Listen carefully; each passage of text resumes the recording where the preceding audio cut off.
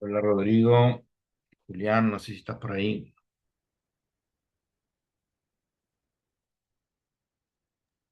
Hola Carlos, ¿cómo le va? Acá le habla Julián, Hola Julián, ¿qué decís? Gracias por estar ahí. a disposición. ¿Se escucha bien? ¿Se ve bien?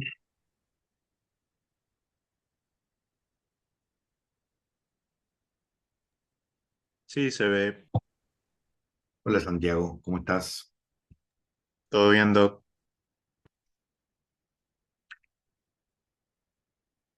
Vamos a esperar un poquito que enciendan las cámaras. Hola, ¿cómo va? Buenas tardes.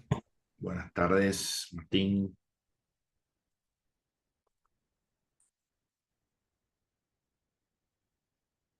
Poco a poco vamos retomando este miércoles.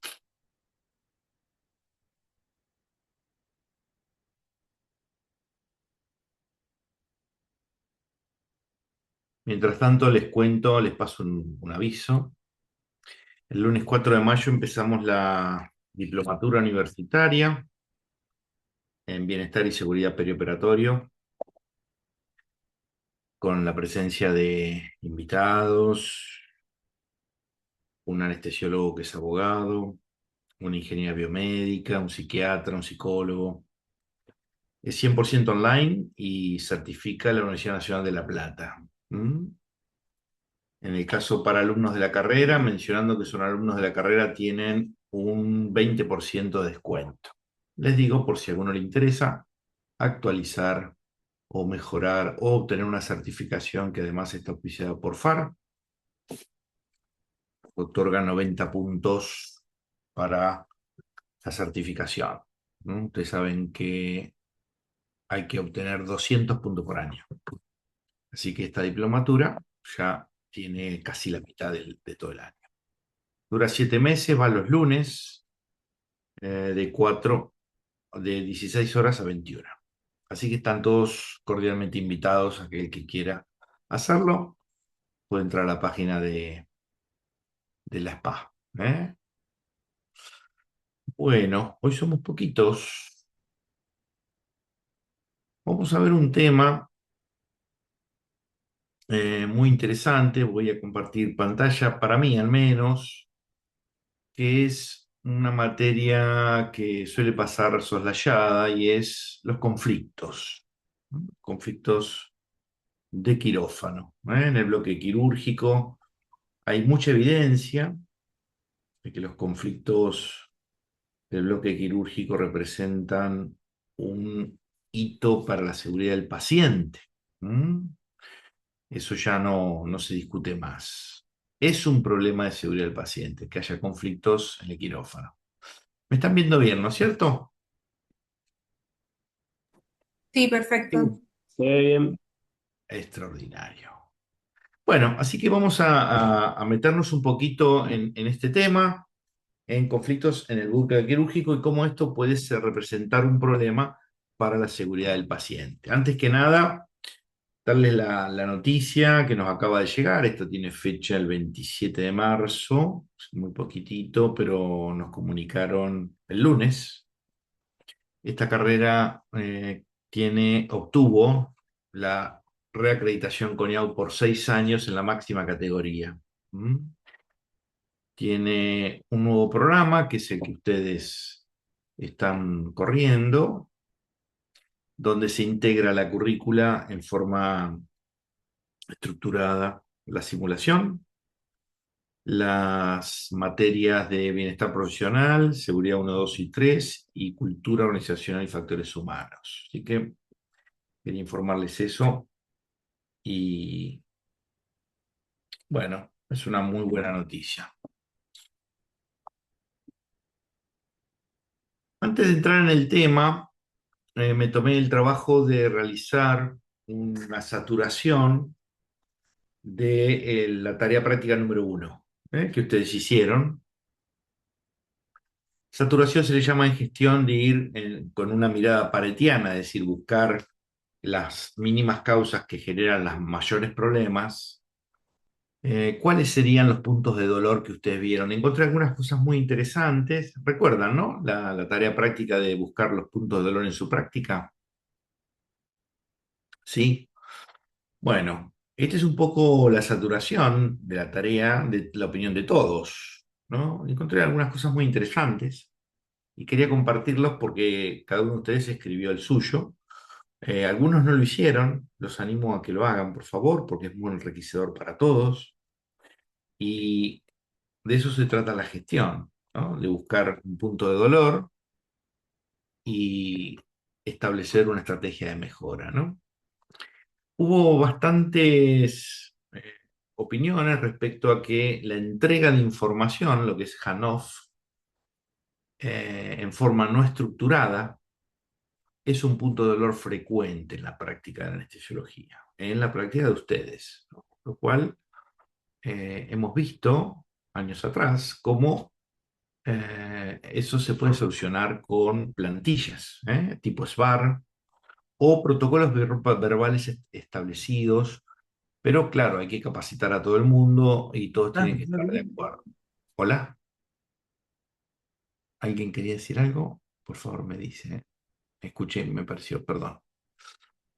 Eh, Algo muy interesante, una colega hablaba del viaje de experiencia del paciente, ¿no? El Journey Map. Eso es cierto, eso es un punto de dolor y no se hace casi en ningún lado, les diría. Al menos en este país podría asegurarlo. ¿Mm?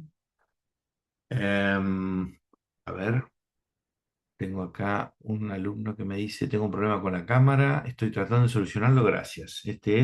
Sí, fíjate por el tema del presente, ¿no? De eso no me encargo yo, Emiliano. Hay que prender la cámara para tener presente. Bueno, muy bien.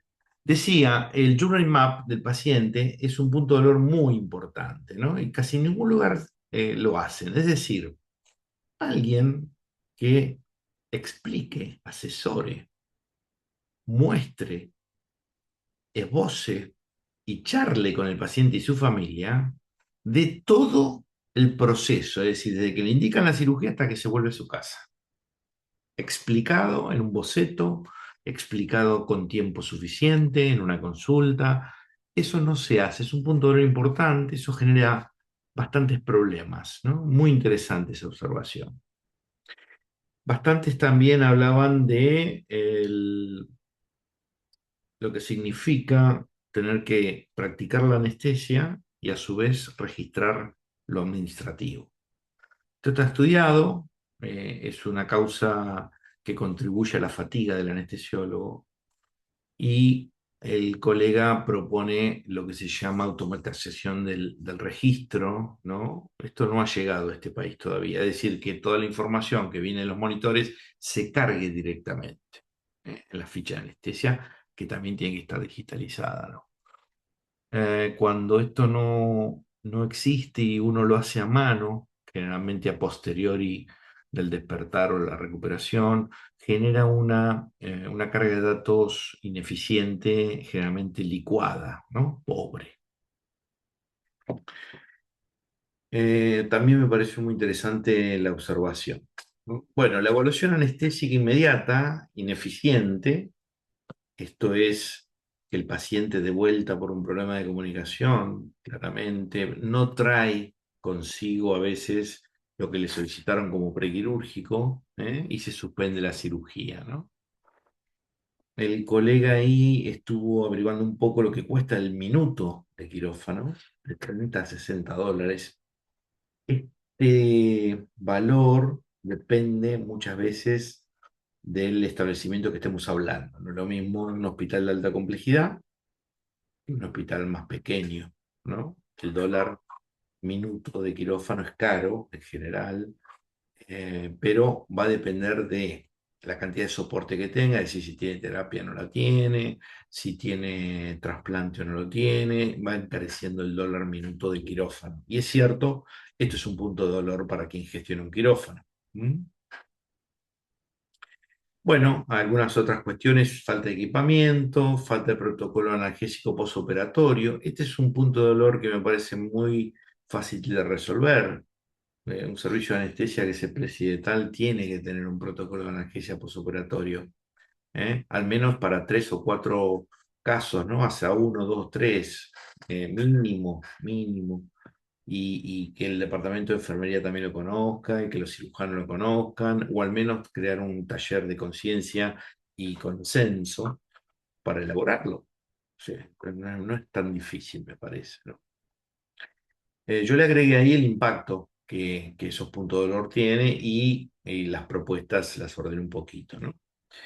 Claramente el preoperatorio incompleto, ineficiente, algo que padecemos mucho, al menos en mi ciudad.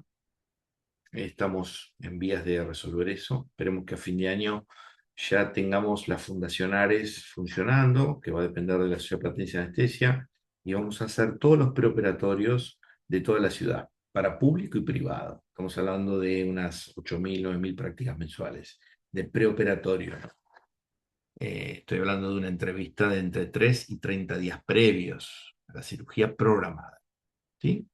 En un único edificio. La idea es muy ambiciosa, contar con todas las posibilidades para que el paciente y su familia tramite todo ahí. Así que existe un cardiólogo, que exista un neumólogo, y además crear una base de datos en un sistema, de una plataforma que estamos ya diseñando en España para que se generen datos. Esos datos son valiosos muy valiosos para muchas personas, para el que paga, muy valiosos para el ministerio, muy valiosos para nosotros, muy valiosos para hacer trabajos científicos, etcétera.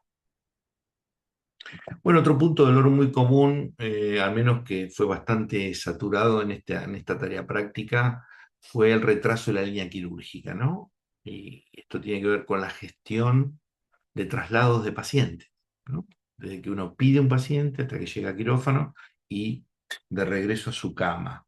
Esto también es un problema de gestión que se puede optimizar. Lógicamente hay que trabajarlo con los responsables de ese proceso. Estamos hablando de servicio de camilleros, de enfermería y con el director del hospital, claramente, ¿no? Ahí generalmente se mezclan cuestiones gremiales, hay de todo un poco, ¿no?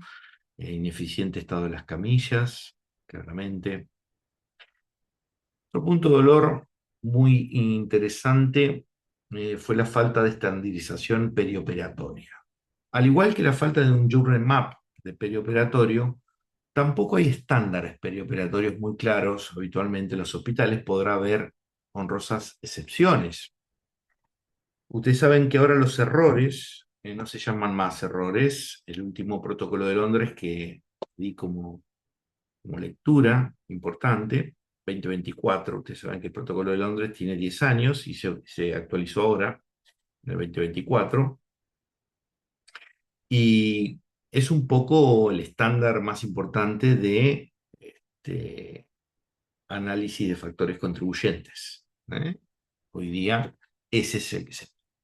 Allí se cambió el nombre de errores activos y latentes, recuerdan que siempre se habla en seguridad del paciente, por las siglas CPM, ¿eh? En inglés, problemas de gestión de cuidados. Ya no se habla más de errores activos o latentes, se habla de CPM, ¿no? Lógicamente un CPM es gestionable, como su palabra lo indica, ¿no? La M de Management, Process, CAR de cuidados, procesos de gestión de cuidados.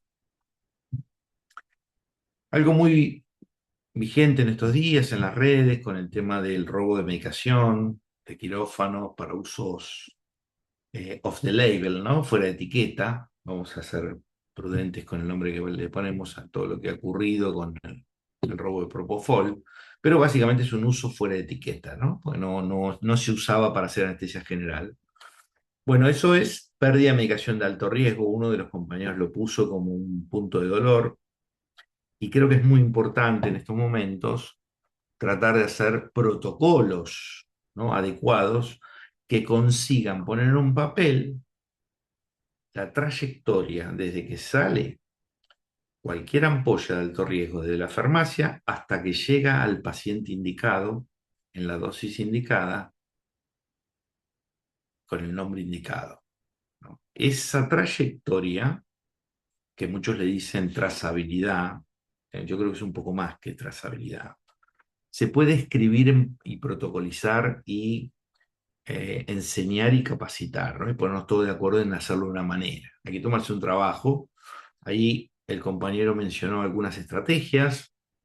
Una de ellas es el Pixis, que ustedes saben es la máquina que digitaliza el acceso al dispensario donde está el stock.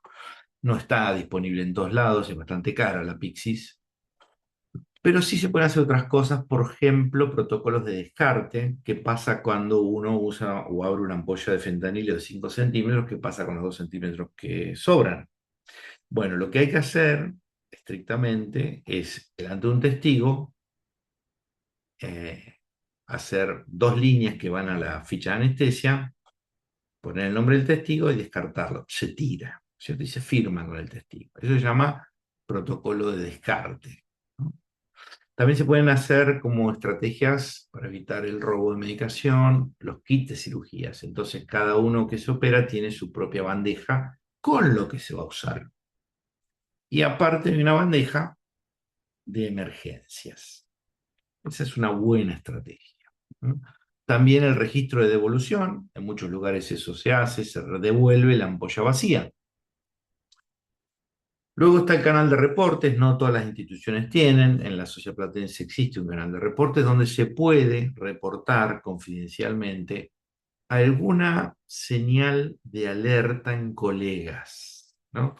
Bueno, alguien que está continuamente entrando mareado, que tiene cambios de humor muy rápido, que tiene mareos, bueno, uno puede sospechar que tiene un problema de abuso de sustancias, ¿eh? ¿Alguien quiere hacer algún comentario de esto? Por favor, es el momento. Me parece muy interesante que todos ustedes están en los hospitales y están en primera línea, ¿no? Como se dice. ¿Tienen alguna idea más que podamos sumar para mejorar el control de medicamentos? Porque esto nos pega de lleno a los anestesiólogos. ¿Uno se le ocurre, ha leído o tiene visto alguna estrategia que no mencioné?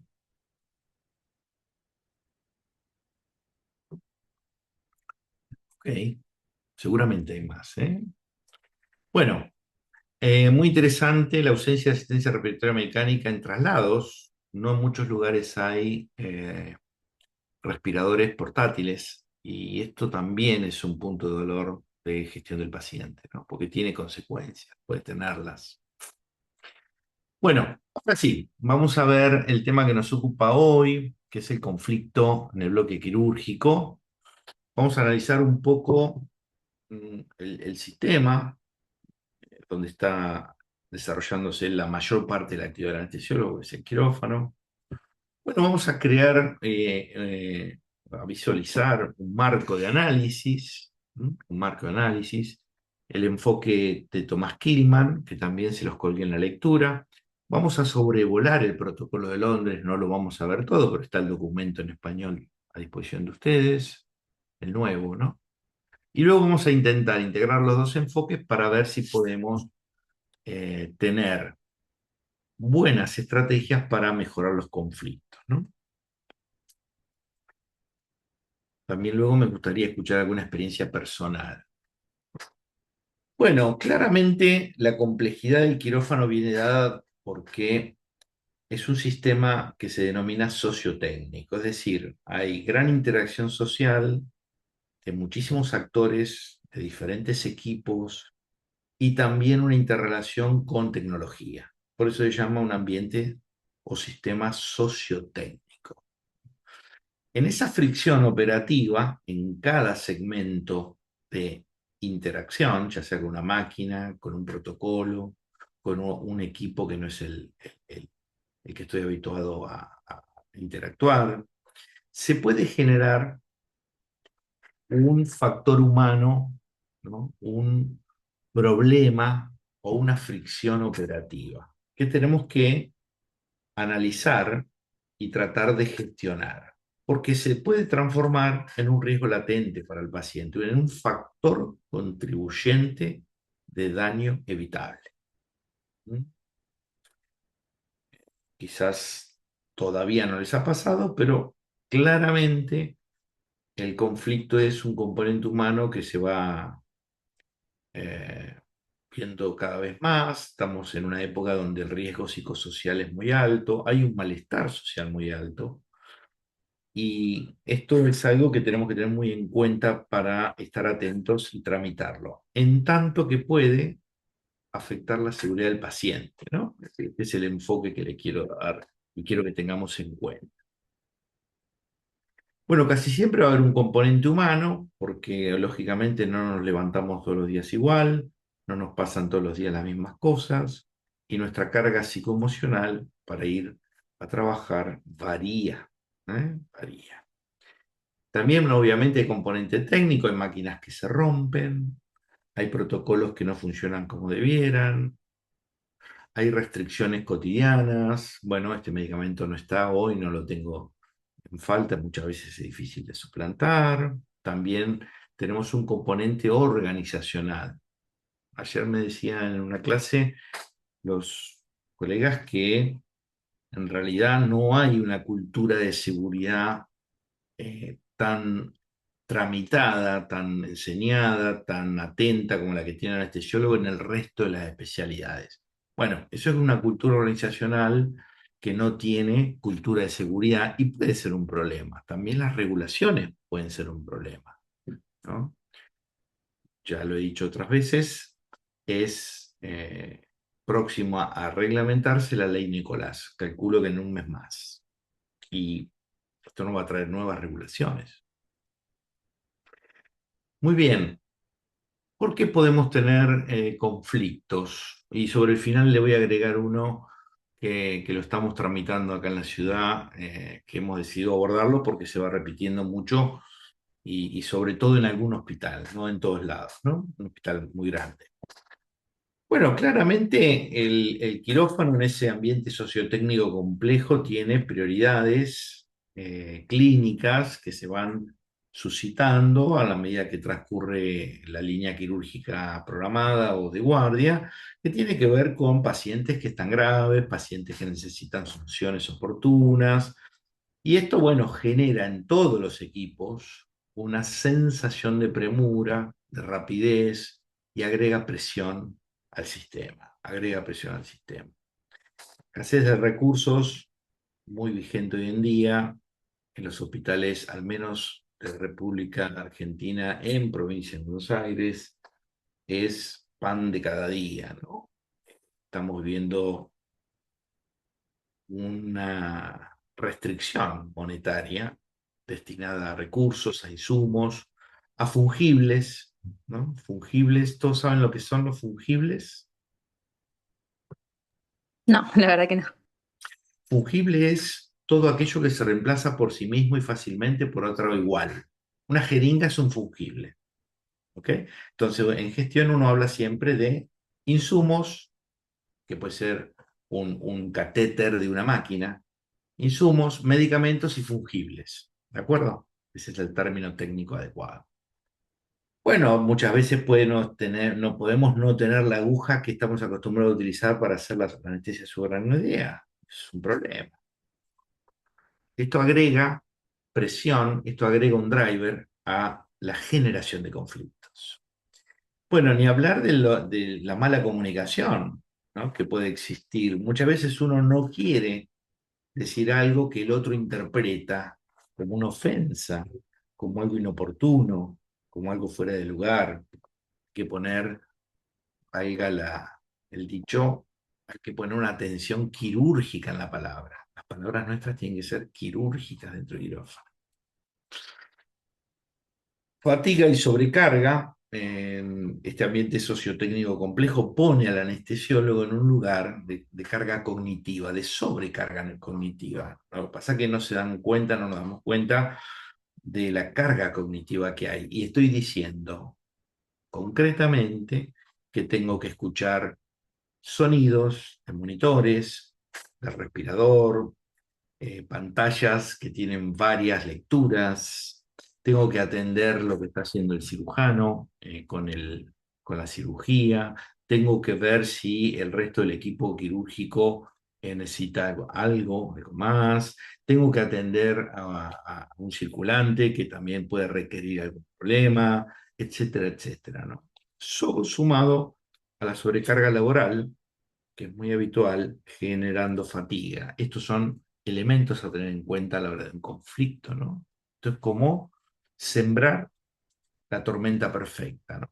La asimetría de autoridad es un tema que vamos a tocar sobre el final y lo estoy viendo muy claro ahora entre los propios residentes, ¿no? Estoy hablando de la jerarquía de residentes. Parece mentira que hablemos de esto en el siglo XXI, pero bueno. R4, R3, R3, R2, R2, R1, ¿no? Jefe residente, ni hablar. Y quisiera después que reflexionemos un poquito de esto, que estamos teniendo algunos temas, ¿no? Porque como que a veces se instalan culturas organizacionales que naturalizan ciertas, ciertos rituales de malos tratos, ¿no? Sobre, obviamente, el inferior, ese gradiente de autoridad, ¿no? Eso se ve en los hospitales más grandes. Si logramos hacer que se naturalice, porque la verdad no debiera ser natural el maltrato nunca. No hace falta el maltrato para manejarse en el quirófano. No agrega nada, resta. Bueno, otro driver importante es la brecha generacional. Lógicamente, las personas, de acuerdo a su generación, van teniendo distintos mindsets y entendemos todos la vida de distintas maneras. Y hoy ocurre en el mundo que conviven prácticamente 4 generaciones en los ambientes de trabajo. Y esto también hay que analizarlo, ¿no? Un dato que tengo relevado es el nivel o umbral de sensibilidad que existe en los sub 35 versus los más 50, supongo, ¿no? Muy diferente, ¿no? Algo así como que el mayorcito debiera tomar nota de que lo que para él no es un problema en la comunicación, en una palabra, en un gesto, para los más jóvenes sí. Hay un umbral de sensibilidad diferente, un modo de interpretación diferente que exige más precisión en la palabra. Fácilmente se generan ofensas, al menos eso es lo que estoy viendo. Ustedes me dirán si alguien por favor quiere acotar algo, aportar algo, lo hace, abre el micrófono y habla. Es más interesante la Sí, palabra de ustedes. usted lo dijo con palabras muy quirúrgicas, lo que en general se dice como la generación de cristal. Correcto, sí. Peor, he escuchado peores cosas de compañeros míos, de colegas míos, los cristalitos, Sí, exactamente. haciendo referencia a que son muy frágiles, ¿no? Pero más allá de la mala manera de decirlo, claramente, es verdad que existe un nivel de percepción diferente. Yo cuando fui residente del Hospital Políclínico San Martín de la Ciudad de La Plata, en los años 90, del 90 al 93, fui jefe residente en el 94, era muy común en la cultura de esa época padecer eventos de seguridad, problemas con pacientes. Estamos hablando de un lugar donde en esa época se hacían unas 11 anestesias diarias, todos los días, guardia o programada, da igual. Todos los días 11 anestesias te llevaba a cada residente puesto en la espalda a diario, todos los días, de lunes a lunes, domingo a veces más. Y allí, palmadita en la espalda, si alguno deseaba llorar o sentirse mal por algún problema o alguna desgracia, y palmadita en la espalda y hay que seguir. Esa era la cultura de ese momento. Hoy yo creo que eso es inaceptable. Hoy me parece que no podemos transmitir esto, porque la generación de residentes que hay hoy no acepta esto. Y está muy bien, también me parece muy bien, pero no es natural. Porque además esa deshumanización pretendida y muy funcional al sistema, por supuesto, no es buena para nadie, mucho menos para la salud psicoemocional de quien la padece. ¿No? Entonces, esto de las brechas generacionales es un driver muy claro para mí. Y hay que tramitarlo, hay que gestionarlo esto. Muy bien, claramente el conflicto que no se resuelve escala. Es lo peor que podamos hacer, esto es muy viejo, ya este psicólogo lo analizaba y nos enseñaba que no hay que dejarlo latente, el conflicto. El conflicto hay que abordarlo, ¿no? Hay que abordarlo. Hay que buscar la manera, el lugar, la forma, el día para abordarlo. Tenemos que hablar. Tenemos que hablar. Yo tengo colegas que me piden, che, del Propofest, no hables más. Mire, usted viene, me gusta escribir, a veces salgo en la radio.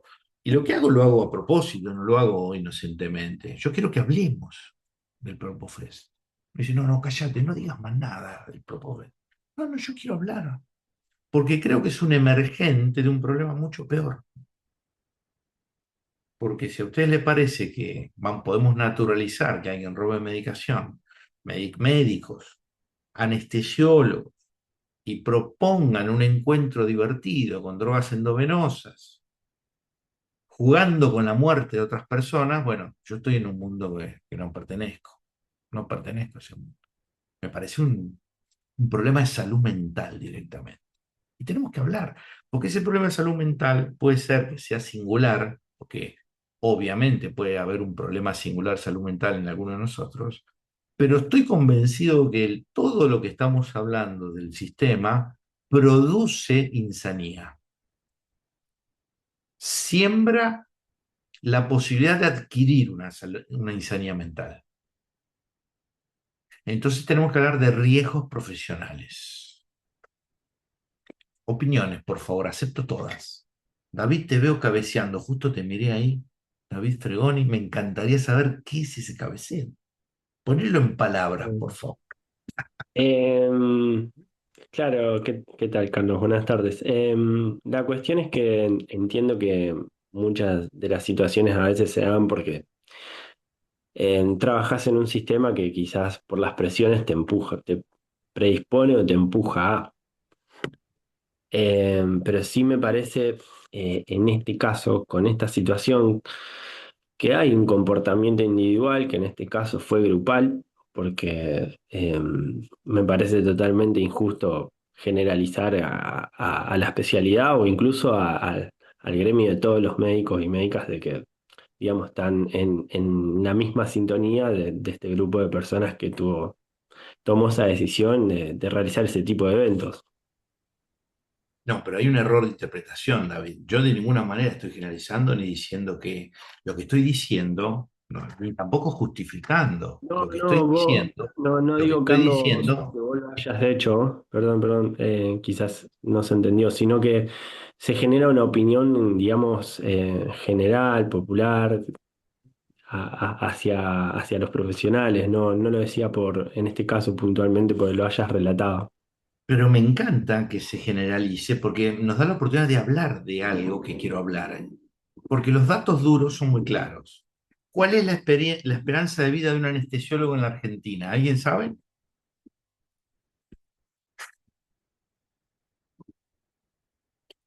Alrededor de 8 años menos que la población general. ¿Se muere antes un anestesiólogo argentino que la población general? Sí. ¿Cuál es la posibilidad de padecer depresión de un anestesiólogo versus el resto de los médicos? ¿Alguien sabe? Por dos veces más. ¿Cuál es la posibilidad de tener un trastorno de abuso de sustancias versus el resto de los médicos para un anestesiólogo? 3 veces más. O sea, no. Digamos, tenemos que explorar estos datos duros. Acá hay algo.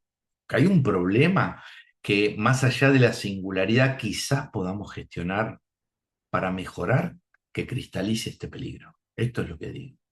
Obvio que va a haber locos.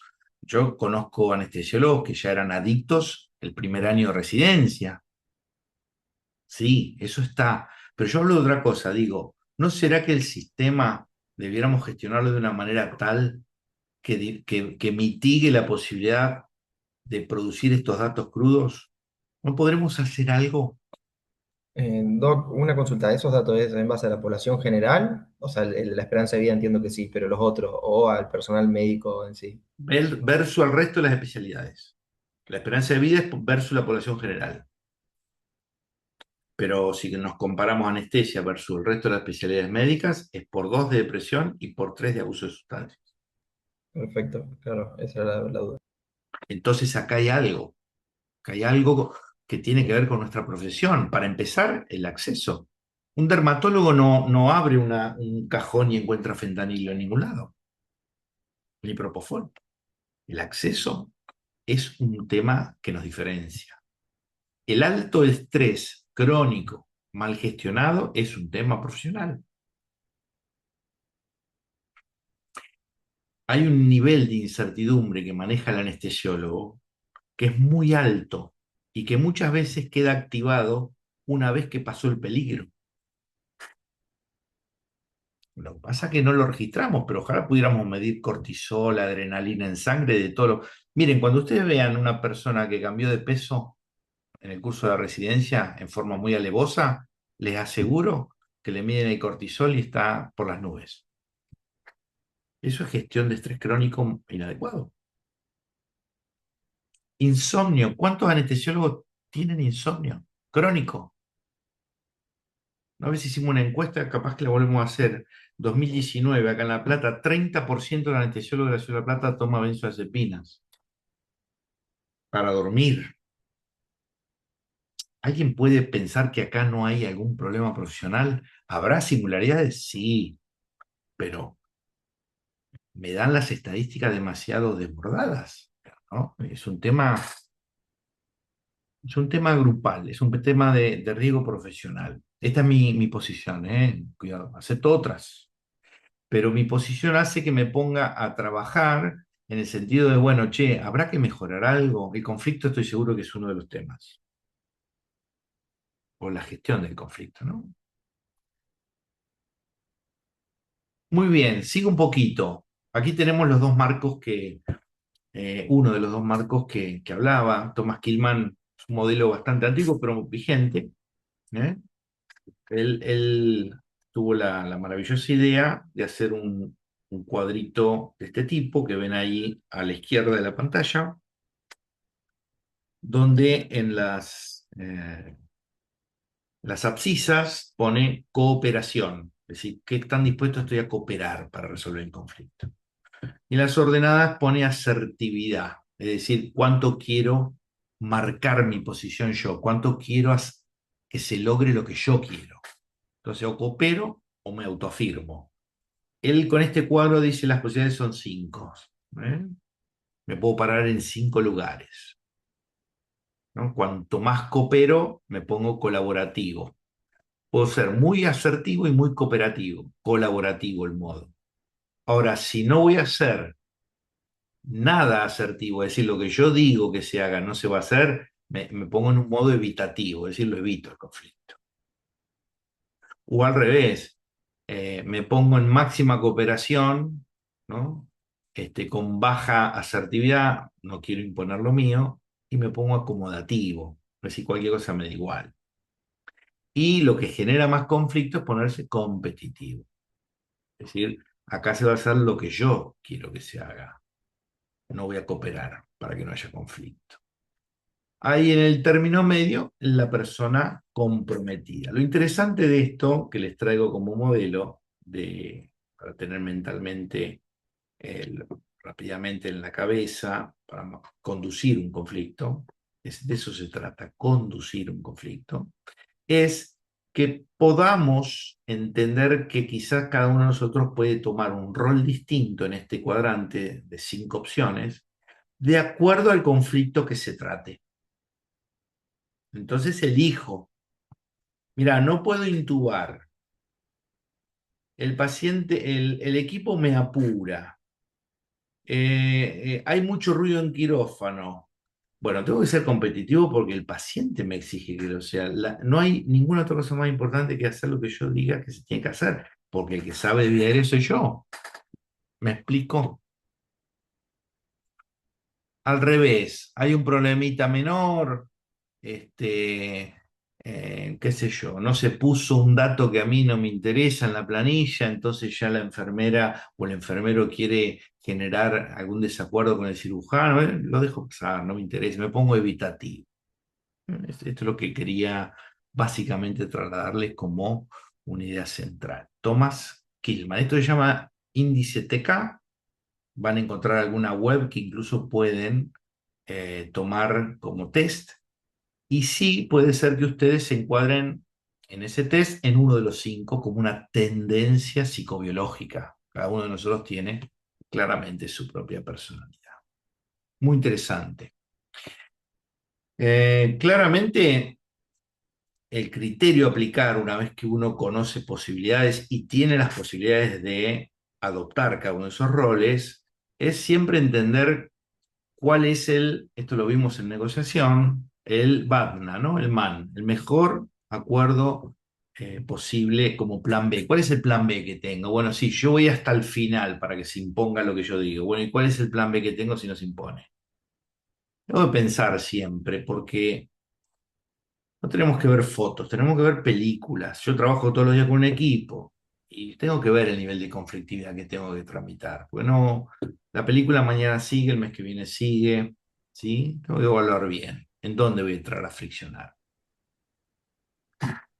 Bueno, eh, obviamente que esto es desde lo personal, desde la interacción social y humana, pero cuando analizamos el contexto, también tenemos que entender que hay cosas contextuales que van a colaborar o no a que haya o no conflictos. Y ahí está muy bueno el análisis de 8 ítems que hace el Protocolo de Londres, que es hoy el estándar de análisis de factores contribuyentes. Ahí se los pongo, ¿sí? Es bastante parecido al Pitelo, si lo recuerdan, ¿eh? Pero sí, escucho, ¿alguien quiere decir algo? No. Ok. Bueno, habla de 8 niveles del sistema sociotécnico. Sí, claramente habla de defensas y barreras. ¿Eh? Y lo que les dije, cualquier error clínico, de atención, de distracción, de omisión, hoy se llaman CMP. ¿Eh? CMP, no se habla más de error. Es decir, gestión de procesos de cuidado. ¿Por qué? Porque hace alusión a que siempre el error es sistémico. Siempre sistémico. No tiene que ver solo conmigo, excepto estoy hablando de una violación. Y el clásico ejemplo es la anestesia simultánea. Bueno, lógicamente hay miles de casos para analizar. Me gustaría que ustedes tengan en mente la próxima vez que manejen un conflicto, este cuadro, este mindset, para ver si podemos tramitarlo mejor, ¿no es cierto? Porque la idea es no tener conflictos adentro del quirófano hasta que sea necesario un conflicto. Cuando la seguridad del paciente está en riesgo es necesario un conflicto y hay que tenerlo, no hay ningún problema con eso, ¿no? Un poquito los dos modelos me gustan porque el enfoque es sobre el individuo, en el caso de Thomas Kilmann y el nivel de habilidad social, y el Protocolo de Londres sobre los factores contribuyentes. Ambos enfoques se integran, ¿no? Nos sirven para analizar un conflicto.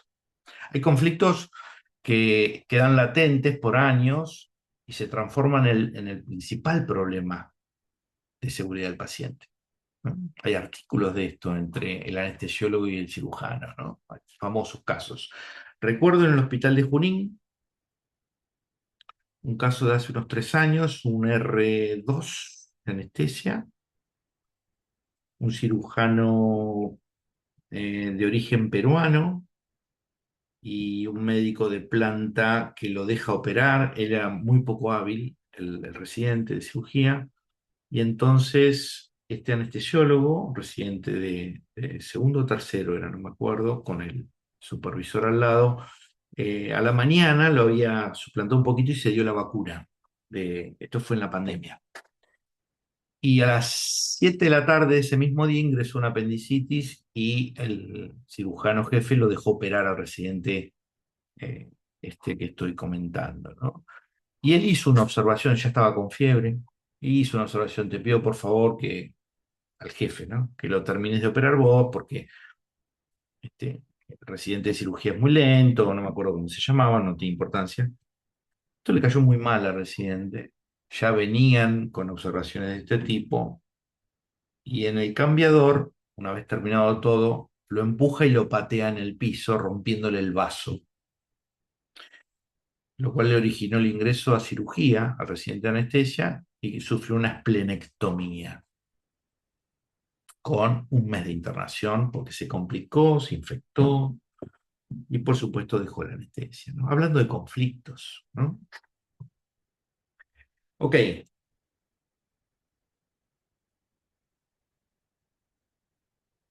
Claramente cuando la comunicación está estructurada tal cual algunos colegas levantaron como puntos de dolor, lo que ocurre es que se mejoran algunas cuestiones, se empieza a mejorar la comunicación. Cuando se estructura la comunicación, la información que se entrega es más completa. Eso está claro y no deja lugar a dudas. Acá puse algunos ejemplos, que podemos trabajar. Lógicamente, si no hay cultura de seguridad, parece que estuviéramos hablando en China. Si voy a un quirófano que nunca escuchó hablar del briefing prequirúrgico, nada, nos juntamos 2 minutos, che, ¿qué vamos a hacer? Este paciente es complejo, vos tenés en claro, viste tal cosa, ¿no? Sencillo, no es un mundo, pero hay que instalar la cultura de seguridad. Después, construir barreras, es decir, la posibilidad de que el conflicto se detenga antes de que ocurra, ¿no? Es también una cuestión de educación dentro del equipo, ¿no es cierto? Esto no es fácil de lograr, pero despacito podríamos liderar algún punto de gestión de conflicto. Claramente es archisabido que esto ha mejorado desde que el CRM llega. El CRM en los casos de simulación entrena estas habilidades y cada vez que tengan la oportunidad de ingresar a un escenario de simulación, por favor, pregunten si hay posibilidades porque a veces se pone técnico en el diseño del escenario, de que siempre haya una habilidad no técnica para practicar o mejorar, ¿no? Todo buen escenario de simulación tiene que tener una competencia clínica para adquirir y una no técnica. Estoy hablando de CRM, porque está demostrado que uno puede mejorar las habilidades, como por ejemplo de comunicación, ¿no? Bueno, claramente el que quiera gestionar esto en su quirófano puede proponerse liderar un cambio de cultura de seguridad. Hay que ponerlo en un papel, tampoco es viajar a la NASA, crear un taller, brevemente diseñar una clase de este tipo. Aquel que quiera concurrir del equipo, bienvenido sea. Lo ideal es que el director del hospital entienda la importancia de este tipo de cosas y lo institucionalice, ¿cierto?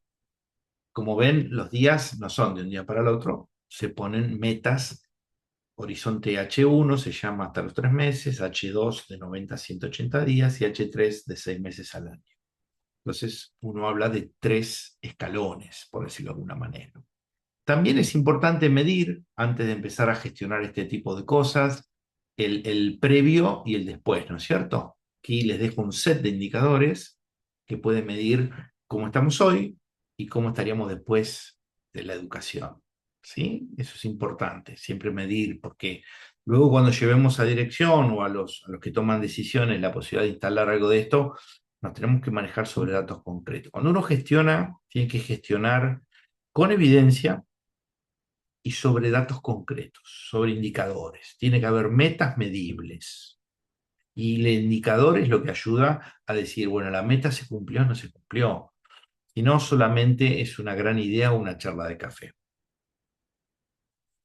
Bueno, para ir cerrando, tenemos que entender que el conflicto no es un problemita de ruido, no es algo que se agrega, no es una molestia, es una señal de que todo el sistema está fracasando, de que algo tenemos que hacer. Si yo entro en un sistema de quirófano que todos los días tiene un conflicto, eso no es un problemita menor. Todo el sistema está fracasando. Tener en cuenta como idea llave para llevarse que hay 2 enfoques, uno personal, de habilidad social, podemos trabajar con ese modelo de Thomas Kilmann, y uno que es contextual, ¿no? Que es el protocolo de Londres. Y lógicamente lo más importante de todos, no se trata de ser duro con las personas. Acá hay un problema de gestión. Cuando hay un conflicto cotidianamente como metodología, como cultura en algún lugar, lo que hay es un problema de gestión. No se trata de las personas. Está bien, habrá personas más problemáticas que otras, no lo quiero negar, no vivo en un tarro de dulce de leche. Pero eso a mí no me interesa. Lo que me interesa es que el sistema funcione y que entregue servicios de calidad. ¿Hasta acá algún comentario? ¿Una pregunta?